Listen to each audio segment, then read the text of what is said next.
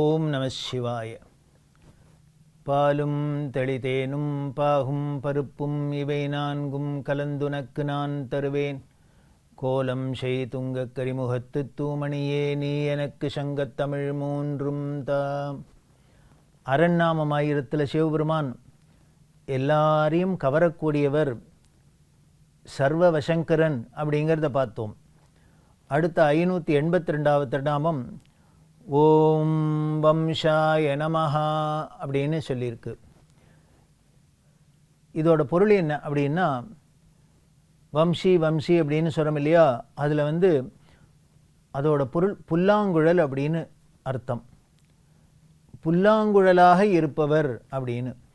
இதுக்கு முன்னால் ஒரு நாமத்தில் கையில் புல்லாங்குழலை வச்சுன்னு இருக்கார் அப்படின்னு சொல்லிட்டு, இப்போ இங்கே என்னடான்னா அந்த புல்லாங்குழலே அவர்தான் அப்படின்னு அர்த்தம். அப்படின்னா இசை கருவிகள்லாம் இவராகவே இருக்கார் அப்படின்னு தெரியறது. அப்போ என்ன அர்த்தம்?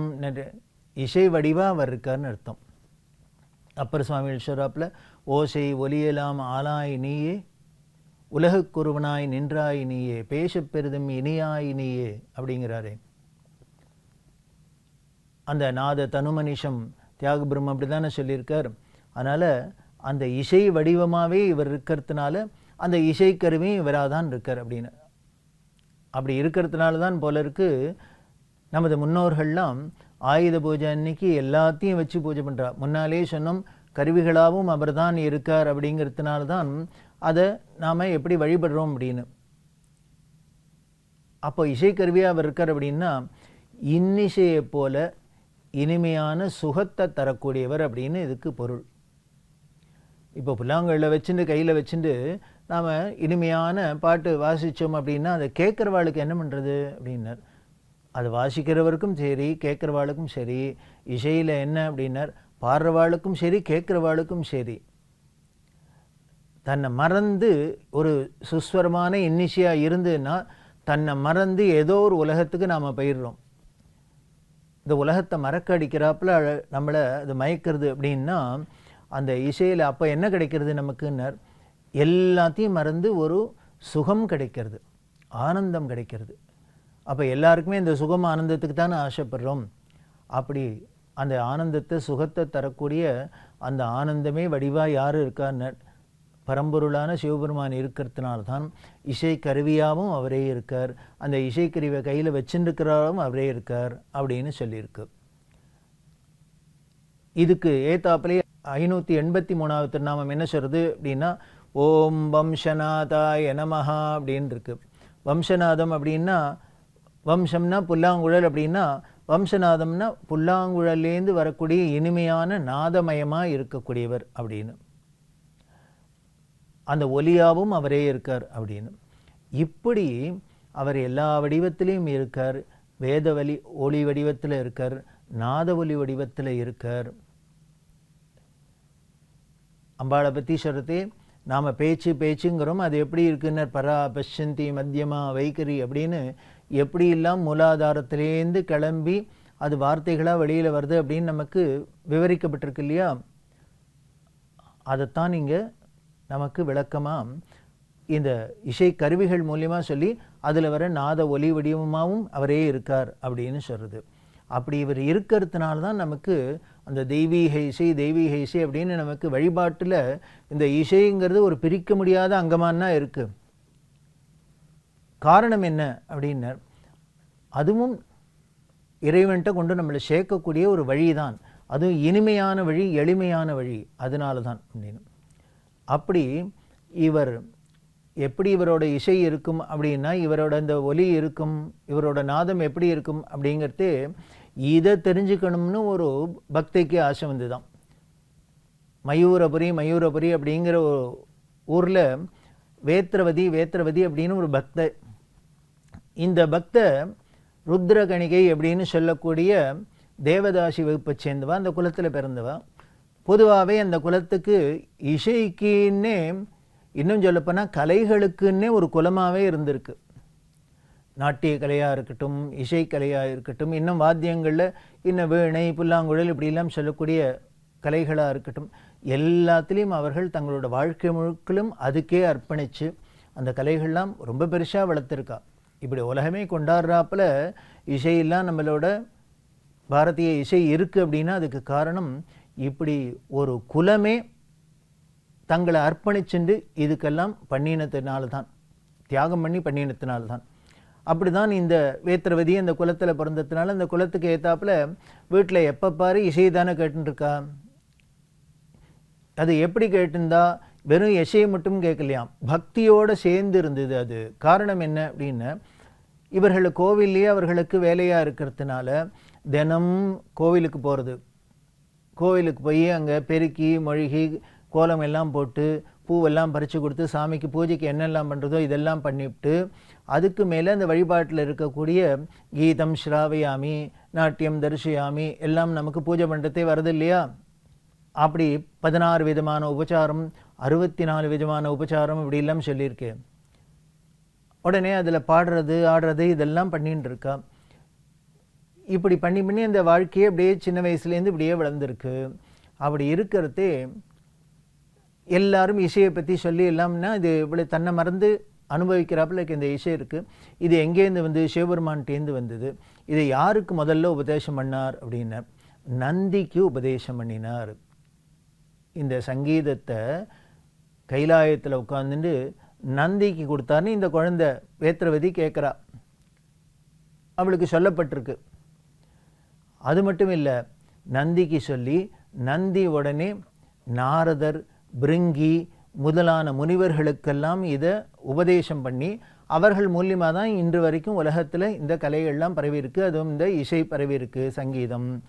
அப்படின்னா இவருக்கெல்லாமே சொல்லி கொடுத்தவர் சிவபெருமான். அப்படின்னா இந்த அம்மா வீட்டில் அம்மாட்ட கற்றுருக்கா, வீட்டில் இருக்கிற குருட்ட சங்கீதத்தெல்லாம் கற்றுருக்கா. இந்த சிவபெருமானே அவளுக்கெல்லாம் சொல்லி கொடுத்துருக்காருமே, அப்போ எனக்கும் வந்து சொல்லிக் கொடுக்கணும் அப்படின்னு ஆசை, எனக்கும் சொல்லிக் கொடுக்கணும் அப்படின்னு இந்த அம்மாவுக்கு ஆசை வருது. ஆசைக்கு வந்ததா அதுக்கு ஏற்றாப்புல ஒரு நாளைக்கு எங்கேருந்தோ ஒரு முனிவர் ஒருத்தர் வரார். முனிவர் வீட்டுக்கு வந்தால் இந்த வேத்திரவதி இந்த அம்மாலாம் என்ன பண்ணினா அவரை உபச்சாரம் பண்ணி எல்லாம் பண்ணுறதே இவரோட உபசரிப்பில் ரொம்ப சந்தோஷப்பட்டு இந்த வேத்திரவதியை பார்த்து அந்த முனிவர் சொன்னார், வந்து உனக்கு ஒரு பெரிய அருள் காத்துன்னு இருக்கு. சிவபெருமான் உனக்கு சங்கீதம் சொல்லித்தர போகிறார், அவரே வந்து உனக்கு பாடி காமிக்க போகிறார் அப்படின்லாம் சொன்னார். அவர் திருக்கால ஞானியாக இருந்ததுனால சொன்னார். சொல்லிவிட்டு அவர் போயிட்டார். இவர் எங்கேருந்து வந்தார்னு தெரியாது, எப்படி போனார்னு தெரியாது. திடீர்னு ஒரு நாளைக்கு வந்தார், இதை சொல்லிவிட்டு அவர் போயிட்டார். இது இந்த வேத்திரவதிக்கு இன்னும் ஜாஸ்தி ஆசை வந்துடுத்து. வந்த முனிவரே சொல்லியிருக்கார், நமக்கு சிவபெருமான் வந்து பாட்டு சொல்லித்தரப்போறார், பாட்டு சொல்லித்தரப்போறார் அப்படின்னு. எல்லாருக்கும் கேட்குற வாழ்க்கெல்லாம் பரியாசமாக இருக்கும். இனிமேல் ஏதோ இந்த இவர் வந்து பாட்டு சொல்லித்தருவார், அவர் வந்து பாட்டு சொல்லித்தருவார் அப்படின்னா பரவாயில்ல, சிவபெருமானே வந்து பாட்டு சொல்லித்தருவார். நந்திக்கு எப்படி சொல்லி கொடுத்தாரோ, நாரதருக்கு எப்படி சொல்லி கொடுத்தாரோ, தும்புருக்கு எப்படி கிடைச்சதோ அது மாதிரி நமக்கும் கிடைக்கும்னு எங்கேயோ ஒரு மயூரபுரியில் உட்காந்துட்டு கேட்டாக்க சொன்னாக்க பரியாசமாக இருக்காதோ. ஆனால் இந்த பொண்ணு என்ன பண்ணான்னு தீர்மானமாக இருந்தா நிச்சயம் ஒரு நாளைக்கு இது நடக்கத்தான் போகிறது. காரணம் என்ன அப்படின்னா, என்னோட ஆசை இருக்கட்டும், நான் ஆசைப்படுறேங்கிறது நியாயமாக இருக்கலாம். ஆனால் ஒரு முனிவர் வந்துன்னா சொல்லியிருக்கார், அவருக்கு எப்படி தெரியும் நான் சிவபெருமானே எனக்கு வந்து பாட்டு சொல்லித்தரணும்னு நான் ஆசைப்பட்டேன்னு அவருக்கு தெரியுமா? தெரியாது. அவர் ஏதோ ஒரு வழிபோக்கராக வந்த இடத்துல அவருக்கு வீட்டில் கூட்டு உபச்சாரம் பண்ணினோம், விருந்து பண்ணினோம், அவர் போயாச்சு. போகிறதுக்கு முன்னாலே இப்படி ஒன்று சொல்லலாம் அப்படின்னா அவர் முக்காலும் உணர்ந்த ஞானி, அவருக்கு தெரியும். அதனால் அவர் சொன்னதுக்காகவே எனக்கு இது நடக்கத்தான் போகிறது அப்படின்னு இந்த குழந்தை ரொம்ப தீர்மானமாக இருந்தால், இந்த வேத்திரவதியோட பக்தியை பார்த்து சிவபெருமான் என்ன பண்ணார், ஒரு நாளைக்கு அவளுக்கு ராத்திரி நல்ல ஆழ்ந்த உறக்கம், நீண்ட உறக்கம் வராப்பில் அருள் பண்ணிவிட்டு இவர் வந்து கனவில் பாட ஆரம்பிச்சிட்டு. யார்? சிவபெருமான் கனவில் பாடுறார். நீண்ட உறக்கத்தை கொடுத்தாரா, அதனால் பாடினார், பாடி காமிச்சார். பொழுது விடிஞ்சது, இவர் தூக்கத்துலேருந்து விழிச்சா இன்றைக்கி பொழுது விடியறதையே வேறு புது தினசாக இருக்குது இவளோட வாழ்க்கையில். காரணம் என்னன்னு, சிவபெருமான் பாடின்னா கேட்டிருக்கா?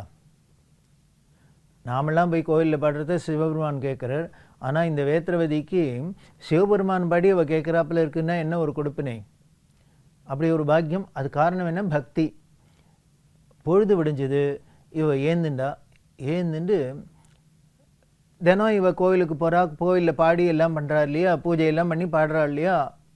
அப்படி பாடுறதே கேட்டுன்றவர்களுக்கெல்லாம் ஆச்சரியமாக இருந்தது. இது என்ன, இந்த குழந்தை தினம் பாடும், இருந்தாலும் இன்றைக்கி என்னமோ அமானுஷ்யமாக இருக்குது, அசாத்தியமாக இருக்குது பாட்டு. இவளோட இசையில் எல்லாரும் அப்படியே மயங்கி போய் சொக்கி போய் நிற்கிறாப்பில் ஆகிடுத்து. இது எந்த அளவுக்கு இருந்தது அப்படின்னார், விண்ணுலகத்தில் இருக்கிற நாரதர்லேருந்து ஆரம்பித்து தும்புரு நாரதர் முத கொண்டு ஆச்சரியப்படுறா. என்னப்பா அது, இப்படி ஒரு கந்தர்வகானம்னு தேவகானம் அப்படின்னு தான் சொல்லுவா. அது மாதிரி இந்த குழந்தை பாடுறாளே, ஒரு மனித குலத்தில் பிறந்த ஒரு பெண்மணி பாடுறாளேன்னு எல்லாருக்கும் ஆச்சரியம். அதை கேட்கறதுக்காக என்ன பண்ணான்னா, தேவர்கள்லாம் தங்களோட விமானத்தில் இறங்கி இந்த கோவிலுக்கு வந்துட்டா. மயூரபுரி கோவிலுக்கு எல்லாரும் வந்துட்டா, இவ பாடுறான்னு கேட்கறதுக்காக. அப்படி பாடுறத பார்த்து கேட்கறதே எல்லாரும் ஆச்சரியப்பட்டு புகழறா இல்லையா. இது எப்படி நடந்தது சாத்தியம் அப்படிங்கிறதே தான் ஒரு ஆகாயவாணியாக அசரீரியாக குரல் வருது. அதில் சொல்ற, இந்த வேத்திரவதி ரொம்ப பெரிய பக்தை, இந்த குழந்தைக்கு சிவபெருமான் பாடி கேட்கணும்னு ஆசையாக இருந்தது. அதனால அவளுக்கு நேற்று கனவுல சிவபெருமான் பாடி காமிச்சார். இவ என்னென்ன ஏகசந்தகிராகி அப்படின்னு ஒரு தரம் சொன்னதை அப்படியே பிடிச்சிக்கக்கூடிய அறிவு நுட்பம் இருக்குது, கூர்மையாக இருக்குது. அவர் கனவுல பாடினத்தை கேட்டுவிட்டு அப்படியே நேர பாட முடியுமா? நேற்றுக்கு சிவபெருமான் எப்படி பாடினாரோ அதை அப்படியே பாடியிருக்கா.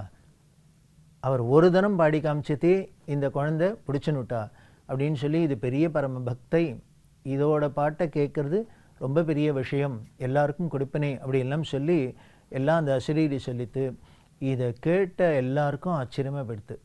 இனி அது நமக்கு தெரிஞ்ச குழந்தை, தினம் கோவிலில் பாடுற குழந்தைக்கு சிவபெருமான் பாட்டு சொல்லி கொடுத்துருக்கார், பாடி காமிச்சிருக்கார் அப்படின்னா, அதுதான் பக்தியினால் எதையும் சாதிக்கலாம் அப்படின்னு நமக்கு தெரிவிக்கிறது.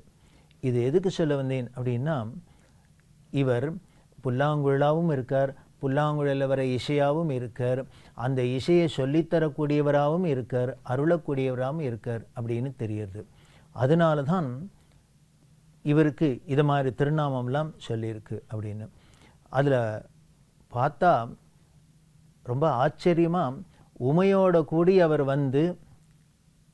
இந்த குழந்தைக்கு பாடி காமிச்சு எல்லாம் பண்ணியிருக்கார் அப்படின்னு நமக்கு அந்த புராணம் சொல்கிறது. இப்படி பல பேருக்கு நாயனார் அப்படின்னு ஒருத்தர், அவர் காட்டில் உட்காந்துட்டு புல்லாங்குழல் வச்சுருக்கிற மாடு மேய்க்கிறவர். அப்படி மாடு மேய்க்கிறதே என்னாச்சுன்னா, இவரோட இசையை கேட்டு, புல்லாங்குழல் இசையை கேட்டு அண்டச்சராச்சரம் அப்படியே ஸ்தம்பித்து போயிருந்துதான். இது எந்த அளவுக்கு அப்படின்னர், கைலாயத்தில் உமையோடு இருக்கக்கூடிய சிவபெருமான் நேர ரிஷபாருடன் கீழே இறங்கி வந்துட்டார். எந்த இடத்துல இந்த நாயன்மார் புல்லாங்குழல் வாசிச்சுட்டு இருக்காரோ வந்துட்டு என்ன பண்ணினார்னா, அதை விட ஆச்சரியம், நீ இப்பேற்பட்ட வித்வானாக இருக்க, இவ்வளவு இசை மேதையாக இருக்கக்கூடிய நீ இருக்க வேண்டிய இடம் இங்கே இல்லை, என்னோட கைலாயத்திலேருந்து எனக்கு எப்பொழுதும் நீ இந்த இசையை விருந்து கொடுத்துட்டே இருக்கணும்னு அழிச்சுன்னு போயிட்டாருன்னு நாயனாரோட சரித்திரம் சொல்லுது. அப்படியே அனைவருக்கும் அருளக்கூடிய அவர் இசை வடிவமாகவும் இருக்கிறன்னு தெரியுது. அவரோட பெருமைகளை இன்னும் பல விஷயங்களை தொடர்ந்து பார்க்கலாம். ஓம் நம சிவாய.